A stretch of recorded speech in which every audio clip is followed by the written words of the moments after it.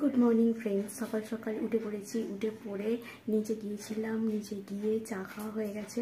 চাটা খেয়ে আমি মাত্র উপরে এলাম। এবারে উপরের এই যে সব গোছানো বাকি আছে, তো উপরের এই গোছানোগুলো গুছিয়ে নিই।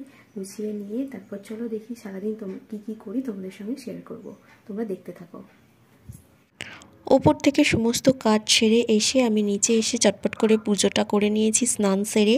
তারপরেই খাবার নিয়ে বসে পড়েছি সকালের। আমি সকালবেলা ফ্রুটস খাই, শশা আর আজকে কলা নিয়ে বসে পড়েছি। তারপরেই আমি রেডি হয়ে গেছি। আজকে ছিল একটু ব্যাংকে যাওয়ার, সেই জন্য আমি রেডি হয়ে এই একটুখানি বসে আছি। তারপর মামুনি স্কুল থেকে আসলে তারপরে দুজনে একসঙ্গে বেরিয়ে যাব ব্যাংকের কাজে।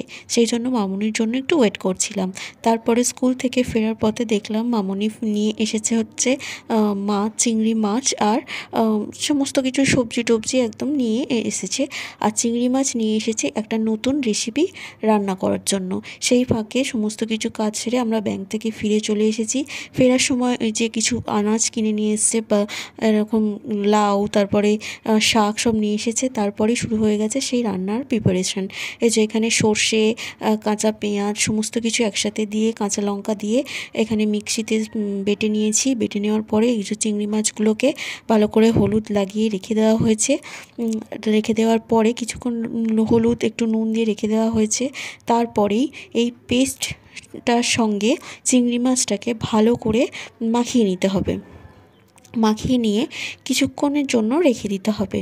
রেখে দেওয়ার পরে তারপরে এই যে এরকম এই পেস্ট তৈরি করে নেওয়া হয়েছে। তৈরি করার পরে এই একটার পর একটা পাতা সাজিয়ে, অনেকগুলো পাতা নিতে হবে, 4-5টার মতো পাতা নিয়ে সাজিয়ে তাতে এরকম ভালো করে স্প্রেড করে করে চিংড়ি মাছগুলোকে, ওরকম মশলা চিংড়ি মাছগুলোকে ভালো করে মানে রাখতে হবে। রেখে তারপরে সব একটা একটা করে মামুনি দেখো কি সুন্দর করে তৈরি করেছে, কি সুন্দর কালারটা এসেছে না, কালারফুল কি সুন্দর লাগছে।